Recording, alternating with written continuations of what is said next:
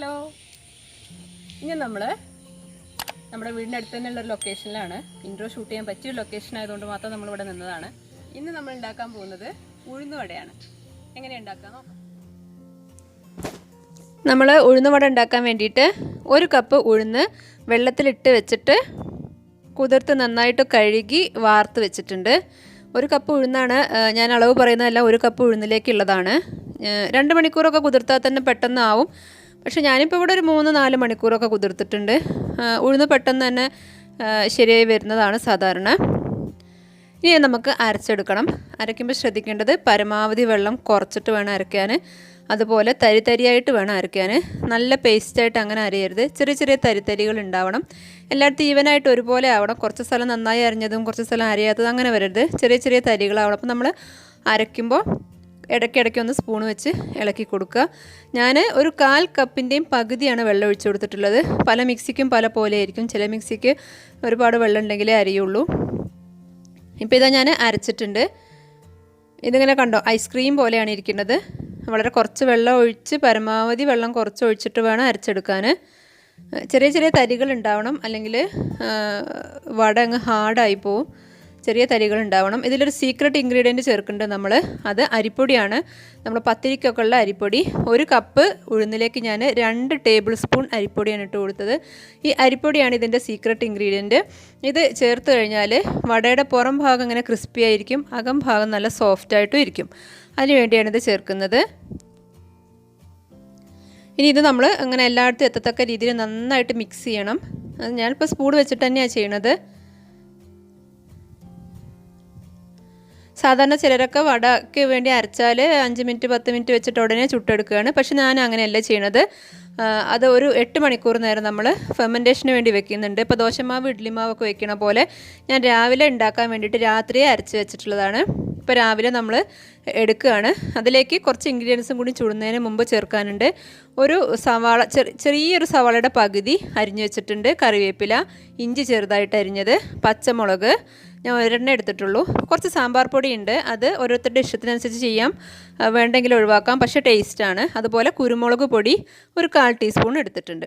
പച്ചമുളക് എരിവ് കൂടുതൽ വേണമെന്നുള്ളവർക്ക് കൂടുതൽ ചേർക്കാം. സാമ്പാർ പൊടി അതുപോലെ ഉണ്ടെങ്കിൽ ചേർക്കുന്നതാണ് നല്ലത്. അതാണ് കൂടുതൽ ടേസ്റ്റ്. ഇപ്പോൾ ഞാൻ മാവ് തുറന്നു, തലേദിവസം അരച്ച് വെച്ചിട്ടുള്ളതാണ്. ഇപ്പോൾ കണ്ടോ, നന്നായിട്ട് പൊങ്ങി വന്നിട്ടുണ്ട്. ദോശമാവ് ഇഡ്ലിമാവൊക്കെ പോലെ നന്നായിട്ട് പൊങ്ങി ബബിളായിട്ട് വന്നിട്ടുണ്ട്. ഇനി ഇതൊന്നും കൂടി ഇളക്കുക. എന്നിട്ട് നമ്മൾ ചുടാൻ നേരത്ത് മാത്രമേ ഇതെല്ലാം ഇട്ട് കൊടുക്കാവുള്ളൂ. ആദ്യം തന്നെ നമ്മൾ അരച്ച് വെക്കുമ്പോൾ ഈ ഇഞ്ചി, സവാള, കറിവേപ്പില ഇതൊന്നും ഇട്ട് കൊടുക്കരുത്. അരിപ്പൊടി ചേർത്ത് മിക്സ് ചെയ്ത് അവിടെ വെക്കാനേ പാടുള്ളൂ. ആദ്യം തന്നെ വെച്ച് കഴിഞ്ഞാൽ മാവ് നന്നായിട്ട് പൊങ്ങി വരില്ല. നന്നായിട്ട് പൊങ്ങി വന്നാൽ മാത്രമേ നല്ല സോഫ്റ്റായിട്ട് ഇരിക്കുകയുള്ളൂ. അതുപോലെ സാമ്പാർ പൊടി ഇല്ലെങ്കിൽ ചേർക്കണ്ട, പക്ഷേ ഉണ്ടായിരിക്കുകയാണ് നല്ലത്. അത് ചേർത്ത് കഴിഞ്ഞാൽ പ്രത്യേക ഒരു ടേസ്റ്റാണ് വടക്ക്. അപ്പോൾ അത് ഉണ്ടെങ്കിൽ മാക്സിമം ചേർക്കാൻ നോക്കുക. കുറച്ച് മതി. 1 കപ്പിലേക്ക് 1 ടീസ്പൂണൊക്കെ ധാരാളം മതിയാവും. ഇനി ഇതെല്ലാം ഇട്ടിട്ട് നന്നായിട്ട് മിക്സ് ചെയ്യുക.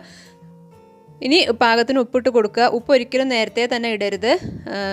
നമ്മൾ ചുടുന്ന സമയത്ത് മാത്രമേ, എപ്പോഴാണോ ചുടുന്നത് അപ്പം മാത്രമേ വടയിലേക്കൊക്കെ ഉപ്പ് ഇട്ട് കൊടുക്കാവുള്ളൂ. പരിപ്പ് വട ആയാലും അങ്ങനെ തന്നെ. ഇനി നമ്മളിത് വടയാക്കി എടുക്കണം. ഞാനൊരു പാത്രത്തിൽ വെള്ളം വെച്ചിട്ട് 2 കൈയും ആ വെള്ളത്തിലൊന്ന് മുക്കിയെടുക്കുന്നുണ്ട്. അതെന്താ വെച്ച് കഴിഞ്ഞാൽ നമ്മൾ കയ്യിൽ ഒട്ടി പിടിക്കാതിരിക്കാൻ വേണ്ടിയാണ്. ഇനി ഇങ്ങനെ 2 കൈയിലേക്കും മാറി ഇങ്ങനെ ഉരുട്ടിയാക്കണം. ഒരുപാട് സമയം ആക്കരുത്. അപ്പോൾ കയ്യിൻ്റെ ചൂട് തട്ടിയിട്ട് ഇതൊന്നും കൂടി ലൂസായി പോവും. സാധാരണ ഉഴുന്നുവടേനേക്കാളും, സാധാരണ നമ്മൾ അരച്ചിട്ട് അപ്പം തന്നെ ചുടുന്നതിനേക്കാളും കുറച്ച് ലൂസായിരിക്കും ഈ മാവ്. അപ്പോൾ സൂക്ഷിച്ച് ചെയ്യാം. ഇതുപോലെ നടുക്കൊരു ഹോൾ ഇട്ട് കൊടുക്കുക. അതെല്ലാവർക്കും അറിയണത് തന്നെയാണ് ഉഴുന്നുവട. ഇനി ഞാനിങ്ങനെ ഓരോന്നായിട്ട്, ഇപ്പോൾ തിളച്ച എണ്ണയിലേക്ക് ഇട്ട് കൊടുത്തിട്ടുണ്ട്. ഇങ്ങനെ ഓരോന്നായിട്ട് ചെയ്തെടുക്കുകയാണ്. നല്ല ഹൈ ഫ്ലെയിമിലാകുമ്പോൾ വേണം ഇട്ട് കൊടുക്കാൻ. എന്നിട്ട് നമ്മൾ ലോ ഫ്ലെയിം ആക്കി വെക്കുക. ഇല്ലെങ്കിൽ പുറം ഭാഗമൊക്കെ പെട്ടെന്ന് കരിഞ്ഞു പോവും, അകത്ത് വേവില്ല. അപ്പോൾ ലോ ഫ്ലെയിം ആക്കി വെച്ചാൽ മാത്രമേ അകത്ത് ശരിക്കും വേവാവുള്ളൂ. സൂക്ഷിച്ച് ഇട്ട് കൊടുക്കുക. അഥവാ മാവ് നമ്മൾ പിറ്റേ ദിവസം രാവിലെ മാവ് തുറക്കുമ്പോൾ ഒരുപാട് ലൂസാണ് തോന്നിയാൽ കുറച്ച് സമയം ഒന്ന് ഫ്രിഡ്ജിൽ വെക്കുക. അപ്പോൾ ഒന്ന് കട്ടിയായിക്കോളും. സാധാരണ നമ്മൾ പെട്ടെന്ന് അരച്ചിട്ട് ചുടുമ്പോൾ കുറച്ച് കട്ടിയായിരിക്കും. ഇതിപ്പോൾ മാവൊന്ന് പൊങ്ങിയിട്ടല്ലേ ഇരിക്കുന്നത്, അപ്പോൾ ഒന്നുകൂടി ലൂസാവാൻ സാധ്യതയുണ്ട്. പക്ഷേ പിന്നെ അരിപ്പൊടിയൊന്നും ഒരിക്കലും ചേർത്ത് കൊടുക്കരുത്. പിന്നെ അരിപ്പൊടി ചേർത്ത് കൊടുത്തു കഴിഞ്ഞാൽ നമ്മളെ വട ഒരിക്കലും നമ്മൾ വിചാരിച്ച പോലെ വരില്ല.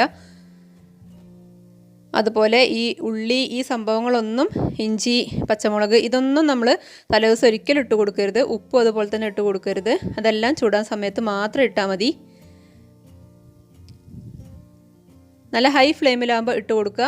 എന്നിട്ട് തീരെ ലോ ഫ്ലെയിമിൽ വെച്ചിട്ട് വേണം നമ്മൾ പ്രിപ്പയർ ചെയ്തെടുക്കാൻ. കുറച്ചധികം സമയം തന്നെ എടുക്കും, കാരണം വട കുറച്ച് വലുതാണല്ലോ, അപ്പോൾ കുറച്ചധികം സമയം തന്നെ എടുക്കും. ഇട്ട ഉടനെ തന്നെ നമ്മൾ തിരിച്ചൊന്നും ഇടണ്ട, അങ്ങനെ ആകുമ്പോൾ അത് സ്ക്രാച്ചൊക്കെ വരാൻ സാധ്യതയുണ്ട്.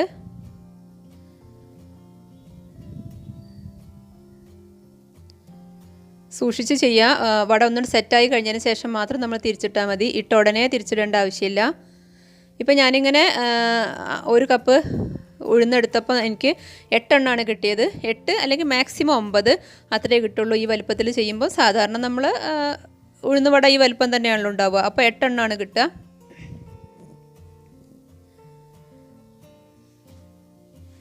ലോ ഫ്ലെയിമിലിട്ടിട്ട് വേണം ചെയ്യാൻ, പ്രത്യേകം ശ്രദ്ധിക്കുക, അല്ലെങ്കിൽ അകത്തൊന്നും വേവാത്ത പ്രശ്നം വരും.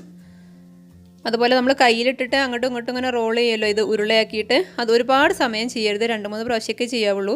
ഒരുപാട് സമയം ചെയ്യുമ്പോൾ നമ്മളെ കയ്യിൻ്റെ ചൂട് തട്ടിയിട്ട് അത് മാവൊന്ന് ലൂസായി പോവും. കുറേ സമയം അങ്ങനെ കയ്യിൽ വെക്കുകയേ ചെയ്യരുത്. അത് വട്ടത്തിലാക്കി ഇങ്ങനെ ഉരുട്ടിയിട്ട് നടുക്കൊരു ഹോളിട്ടാൽ ഉടൻ എണ്ണയിലേക്ക് ഇടുക. ഒരുപാട് സമയം കയ്യിൽ വെച്ചുകൊണ്ടിരുന്നാലും ശരിയാവില്ല. അതൊക്കെയാണ് ഇതിൽ പ്രത്യേകം ശ്രദ്ധിക്കേണ്ടത്. സീക്രട്ട് ഇൻഗ്രീഡിയൻറ്റ് എന്ന് ഞാൻ ടൈറ്റിലിൽ പറഞ്ഞിട്ടുള്ളത് അരിപ്പൊടിയാണ്. അതായത് ഇതിങ്ങനെ പുറം ഭാഗം ക്രിസ്പിയും അതുപോലെ അകത്ത് നല്ല സോഫ്റ്റ് ആയിട്ട് വരാൻ. അതുപോലെ ടേസ്റ്റിന് ഒരു പ്രത്യേക ഘടകം ഇതിൽ ടേസ്റ്റ് കൂട്ടുന്നത് സാമ്പാർ പൊടിയാണ്. എന്നാൽ കഴിക്കുന്ന സമയത്ത് നമുക്ക് സാമ്പാർ പൗഡർ ചേർത്തിട്ടുണ്ട് എന്നറിയാൻ പാടില്ല. അറിയാത്ത രീതിയിൽ വളരെ കുറച്ച് മാത്രമേ ചേർക്കാവുള്ളൂ. ഞാനിപ്പോൾ ഒരു ചെറിയ സ്പൂണാണ് എടുത്തിട്ടുള്ളത്, 1 ടീസ്പൂണ് 1 കപ്പ് ഉഴുന്നിലേക്ക്. അപ്പോൾ അത് ശ്രദ്ധിച്ച് ചെയ്യുക. അതുപോലെ അരിപ്പൊടി നമ്മൾ ചൂടാൻ സമയത്ത് ഇട്ടാൽ പോരാ, ഉഴുന്നരയ്ക്കുമ്പോൾ തന്നെ നമ്മൾ ഉഴുന്നരച്ച് ഇപ്പം കണ്ടല്ലോ, ഞാൻ ചെയ്യണ കണ്ടല്ലോ, ഉഴുന്നരച്ചിട്ട് വെക്കുന്ന സമയത്ത് തന്നെ അരിപ്പൊടിയും കൂടി ഇട്ടിട്ട് നമ്മൾ ദോശമാവൊക്കെ എങ്ങനെ പൊങ്ങാൻ, ദോശമാവ് ഇഡ്ഡലി മാവൊക്കെ വെക്കണ പോലെ തന്നെ വെക്കാം. ഞാനിപ്പോൾ ഇങ്ങനെ 4 വീതമാണ് ഇട്ട് കൊടുത്തത്. അതൊക്കെ ഓരോരുത്തരുടെ ഇഷ്ടത്തിനനുസരിച്ച് ചെയ്യാം. എൻ്റെത് ആദ്യത്തേത് 4 ഇട്ടു, പിന്നത്തെ 4 ഇട്ടു. ഇപ്പോൾ 3 ഇടാൻ പറ്റുന്ന ചട്ടിയാണെങ്കിൽ 3 അങ്ങനെയും ചെയ്യാം. സവാളയൊന്നും ഇങ്ങനെ ഒരുപാട് വേണ്ട, നമ്മൾ ഉള്ളി പരിപ്പ് വടയിലൊന്നും ഇടുന്ന അത്രയും വേണ്ട. ഞാനിപ്പോൾ ഒരു കുഞ്ഞു സവാളേൻ്റെ പകുതിയാണ് എടുത്തത്. അത് ചെറുതായിട്ട് ചോപ്പ് ചെയ്തു. കഴിക്കുന്ന സമയത്ത് നമുക്ക് അങ്ങനെ കാണാനോ കടിക്കാനോ ഒന്നും കിട്ടാത്ത രീതിയിൽ ചെറുതായിട്ടാണ് ഇട്ടിട്ടുള്ളത്. ഇതിങ്ങനെ കാണുമ്പോൾ തന്നെ അറിയാം നല്ല പെർഫെക്റ്റ് ആയിട്ട് വന്നിട്ടുണ്ട്. നമ്മൾ അരച്ച് വെച്ച ഉടനെ തന്നെ ചുടുകയാണെങ്കിൽ ഒരിക്കലും ഈ ടേസ്റ്റ് കിട്ടൂല, ഈ ഒരു രൂപം തന്നെ കിട്ടൂല. അതിങ്ങനെ ഹാർഡായിരിക്കുക ചെയ്യുക. ഇനി അത് കട്ട് ചെയ്ത് കാണിക്കാം. കണ്ടോ, പുറം ഭാഗം നല്ല ക്രിസ്പിയാണ്, അകം ഭാഗം നല്ല സോഫ്റ്റ് ആയിട്ടിരിക്കണം. വെറുതെ കഴിക്കാൻ തന്നെ നല്ല ടേസ്റ്റാണ്. ഞാനിതിലേക്ക് ചട്നി ആയിരുന്നു ഉണ്ടാക്കിയിരുന്നത്. ഇതിങ്ങനെ തൊട്ട് നോക്കുമ്പോൾ തന്നെ അറിയാം നല്ല സോഫ്റ്റാണ് എന്ന്. പ്രത്യേകം ശ്രദ്ധിക്കേണ്ടത് മാവ് നന്നായിട്ട് അരിഞ്ഞു പോകാൻ പാടില്ല. ഇഡ്ഡലി മാവിൻ്റെയൊക്കെ ആ ഒരു ഇതുപോലെ വേണം.